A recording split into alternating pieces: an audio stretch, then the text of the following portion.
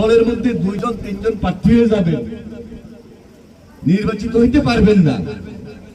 Union পরিষদের নির্বাচিত প্রতিনিধিদের সঙ্গে আমার আপনার ভাগ্য জড়িত। বিগত জাতীয় সংসদ নির্বাচন আমরা যখন করেছি, সেটাও কিন্তু একটা চ্যালেঞ্জের নির্বাচন ছিল। ইউনিয়ন পরিষদের নির্বাচন এটাও কিন্তু আরেকটা কঠিন চ্যালেঞ্জ হবে। এখানে কিন্তু কোনো দলীয় মার্কা নাই, তার কারণে কিন্তু আরো কঠিন হবে।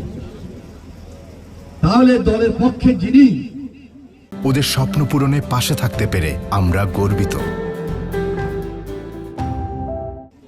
চেয়ারম্যান নির্বাচন করতে চান, সেই ব্যক্তিটা যেন জনবান্ধব হয়, জনগণের সঙ্গে সম্পর্কিত হয় এবং সাধারণ মানুষের প্রয়োজনে মানুষের জন্য কাজ করেন, কাজ করে এসেছেন, মানুষের জন্য খোঁজখবর রাখেন এবং রাখবেন।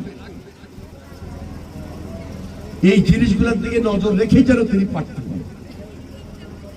আর দলের মধ্যে 2জন 3জন প্রার্থী হয়ে যাবে, নির্বাচিত হইতে পারবেন না।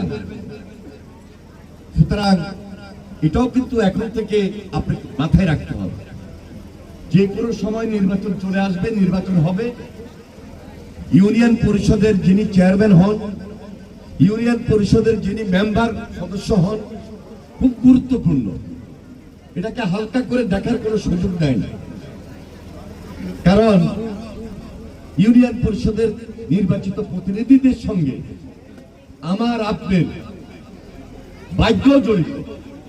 কারণ ওই লোকগুলো যদি ভালো হয়, আমাদের সমাজ ব্যবস্থাও ভালো হবে। কোনো কারণে ওই লোকগুলো যদি কোনোভাবেই ভালো না হয়ে নিজের জন্য হয়,